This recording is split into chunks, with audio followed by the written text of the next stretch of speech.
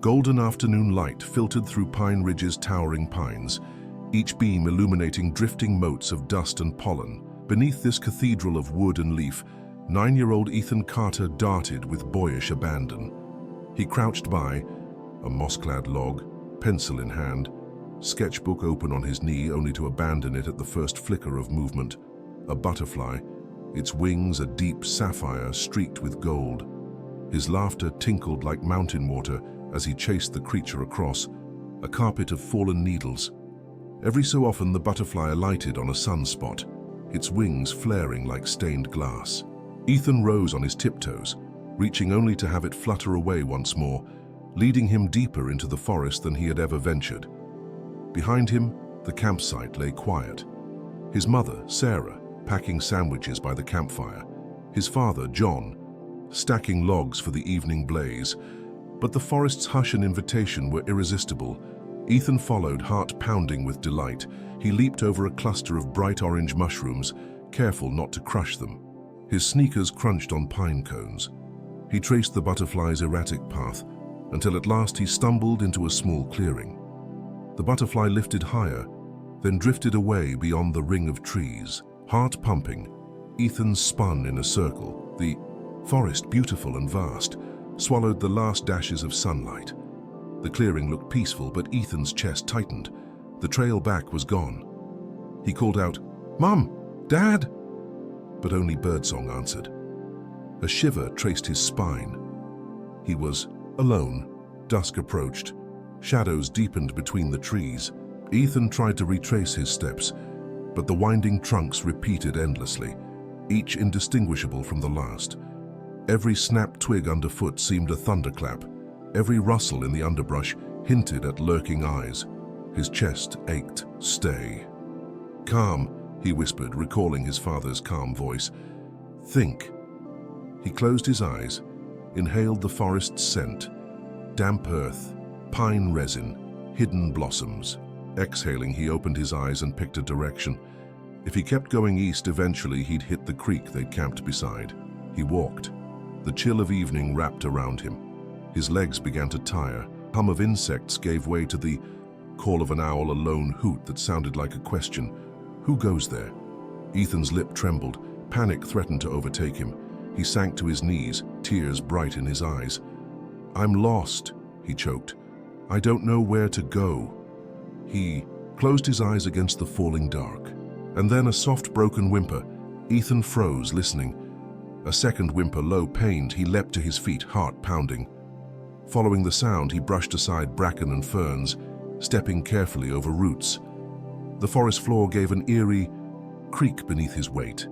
In a dim copse, he found it. A large German shepherd, thick chain link of barbed wire cutting into its hind leg. The dog lay half hidden beneath a tangle of brambles, fur matted with mud and dried blood. Its golden eyes glimmered with pain and fear. Ethan's breath caught in his throat. He took a hesitant step back, then remembered his own fear of being alone didn't compare to this animal's agony. Summoning courage, he knelt, keeping his hands open and low. "Hey, it's okay, I won't hurt you." The dog whimpered again but did not strike. Ethan swallowed his own terror. He rummaged in his pockets, a small Swiss Army knife, blade, rusted, a half-empty water bottle, some granola bar crumbs, and a bright blue bandana, his father's gift. "Hold on," Ethan whispered. He tore the bandana in strips and tied one end around a sturdy stick. Approaching the dog's tangled leg, he pressed the makeshift tool against the wire, risking a snap of steel against bone. With trembling fingers, he worked to loosen the wire from the dog's flesh. Each movement sent a fresh wave of agony through the dog, who let out a long feminine howl. Ethan froze, tears in his eyes, but he pressed on. One final twist of the stick, and the wire gave a sharp snap, sending the animal reeling free. The dog collapsed forward but didn't bolt. Ethan gently rolled him onto his side and pressed another strip of his bandana to the wound. The dog licked its muzzle gratefully, then pressed its head into Ethan's palm. "Max," Ethan whispered, remembering his grandfather's brave warhorse. "Your name's Max." He tore his shirt hem into bandage strips and wrapped them carefully around Max's leg. Blood seeped through but slowed. Ethan filled his water bottle and coaxed Max to lap from it, droplet by careful droplet. Max's breathing evened. He rested his head on Ethan's lap, eyes half closed. Ethan stroked his ears, finding comfort in the warmth of his fur. "You're okay," he murmured. "We'll find our way out together." Above them, moonlight filtered through towering pines, silvering the forest floor. They stayed there until the pale glow dimmed, then rose. Ethan put an arm around Max's broad shoulders. "Come on, buddy. Let's go home." The deeper they walked, the darker the forest grew. Fallen needles muffled their footsteps. Every rustle in the undergrowth set Ethan's heart racing. Squirrels scampering, owls flapping away, the distant snap of a twig like a rifle shot.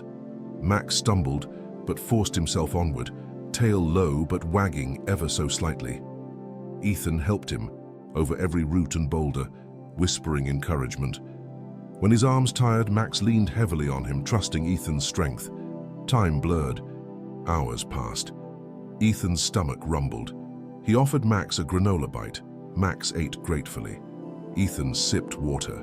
Hunger and cold pulled at him, but he refused to yield to despair. At last, Ethan thought he heard running water. Hope surged. He steered them toward the sound, chest tight with anticipation. By a narrow creek bed, Ethan knelt to splash water into his cup. Max drank eagerly, then closed his eyes in relief. Across the water, low growls echoed. Ethan froze, marveling at how the thrum of life in the forest could shift to menace in an instant. A pair of glowing eyes stared from the shadows. A lone wolf, lean and silver gray, its body low and taut. It moved closer, drawn by the scent of blood and vulnerability. Ethan's pulse hammered. He stood, placing himself between Max and the predator. Max growled, hackles raised, legs trembling but resolute. Instinct flared in Max's gaze. With a fierce bark, he lunged. The wolf leapt, fangs bared, and the two collided in a swirl of fur and snarls. Ethan's stomach turned, but he did not look away. Seconds later, the wolf slunk back, defeated by Max's ferocity. Max, panting and hurt, limped to Ethan's side. Ethan fell to his knees, scooping Max's head into his arms. "You did it, Max. You saved me again." Max licked Ethan's cheek, bravery shining in his tired eyes. They sheltered beneath a giant fallen log, Max leaning against Ethan's side. The forest at night was alive, crickets chirping, distant hoots, the rustle of unseen creatures. A chill. Wind wove through the trees. Ethan wrapped his jacket around both of them, breathing in the reassuring warmth of Max's fur. He pressed a hand to Max's chest, feeling each steady beat.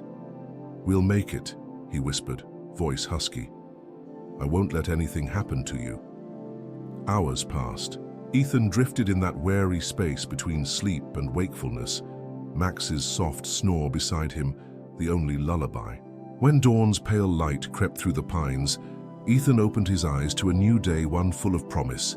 The forest at dawn was transformed. Mist coiled around ferns, birds heralded the morning in trill and song. Ethan rose, rubbed his sore arms, and eased Max to his feet. Though wounded, Max lifted his head and followed Ethan's lead. They walked alongside the creek, the water sparkling like quicksilver. Ethan scanned the bank for footprints or signs of a trail, broken twigs, flattened grass. Gradually, the forest gave way to stumps and the distant flicker of campsite smoke. "Smoke!" Ethan cried, voice catching. Max's ears perked. They pressed. On they stepped into an open meadow where two rescuers, one woman in bright safety orange, one man with a radio, rushed toward them. Ethan ran, tears shining in his eyes. "Mom! Dad!" he shouted. His mother, Sarah, and father, John, emerged from behind the rescue team, faces ashen with relief. Sarah scooped Ethan into a fierce embrace. John dropped to one knee to examine Max. "Oh, you brave boy," Sarah whispered. "And you, my sweet dog." The rescuers carefully loaded Max onto a stretcher. Ethan clung to Max's head. "You're safe now," he murmured. Max rested his muzzle on Ethan's shoulder, eyes soft with gratitude. At Starlight Children's Hospital, Ethan's scrapes were cleaned and bandaged. He lay on a narrow bed in a quiet room, Sarah and John hovering by his side. But Ethan's thoughts were with Max. "He's in surgery for his leg," the veterinarian said gently. "It's deep, but we're doing everything we can." Ethan nodded, heart pounding. Hours stretched long. He drifted in and out of sleep, haunted by dreams of the forest. At last the vet returned. "Max made it through. He'll need rest and rehab, but he's a strong dog." Ethan bolted upright. "Can I see him?" The vet smiled. "Of course." In the animal hospital's recovery ward, Max lay on a soft bed, his leg in a splint, his head lifted at Ethan's approach. Ethan rushed forward, pressing his face to Max's muzzle. "I knew you would be okay," he whispered. Max wagged his tail so gently it was a trembling feather. Sarah and John watched, tears in their eyes. "That's a special bond," Sarah said, sweeping a hand across her eyes. "He wouldn't have made it without you." Ethan pleaded with his parents in the hushed corridor. "He saved my life. I need him in our family." John exchanged a look with Sarah. "A dog is a big responsibility," he cautioned. "Vet bills, training, everyday care." Ethan's voice wavered but remained firm. "I'll do it all. He's part of my life now." Sarah knelt before him, seeing his earnest eyes. "If you truly understand what it means to care for him, then Max can come home." Ethan leapt into her arms. "Thank you." Back at the Carter home, Max stepped carefully onto the front porch, first time in weeks. Ethan followed, gentle hand on Max's back. "Look at you, hero," Ethan whispered. Max sniffed each corner with cautious delight. That evening, Ethan and Max shared dinner outside. Crate and bed were set up on the back patio. Ethan lay beside Max as the stars emerged, constellations unforgotten after their journey. "We're safe," Ethan murmured. "And together." In the weeks that followed, Ethan and Max healed side by side. Mornings found them exploring backyard paths, short, safe loops at first, then venturing farther, always under Ethan's watchful eye and careful harness straps. Ethan studied first aid for dogs. Max bore his gentle ministrations without complaint. Sarah and John watched with pride as Ethan learned responsibility, walking Max at dawn, cleaning his splint, administering meds. Their bond deepened. Max met Ethan at the bus stop, nuzzling him with excitement. Neighbors smiled at the pair trotting home together, Ethan's red ball in hand, Max's tail wagging. One autumn afternoon, Ethan and Max returned to the very clearing where they'd first met. Golden leaves drifted like confetti. Ethan knelt, tracing the imprint of Max's paw in the soft earth. "We came so far, buddy." Max pressed against him, eyes shining. They walked out of the clearing, hand in paw, the forest now a place of comfortable memories rather than fear. Ethan knew that whatever challenges lay ahead, he and Max would face them together.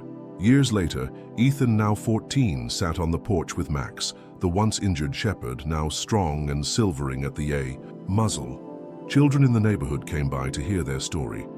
How a lost boy found an injured dog, how they protected each other through the darkest night, and how their small act of kindness became a friendship that lasted a lifetime. Max rested, his head on Ethan's knee. Ethan gently stroked his ears. "Thank you," he whispered. In the quiet evening air, the bond between boy and dog glowed brighter than any campfire. In the heart of uncertainty, courage and compassion light our way. When Ethan chose to help Max, though he himself was lost, he discovered that true bravery is born of kindness, and that the deepest bonds can form in moments of shared vulnerability. May we all learn from their journey, to open our hearts to those in need, to stand guard for one another in times of danger, and to cherish the unexpected friendships that change us forever.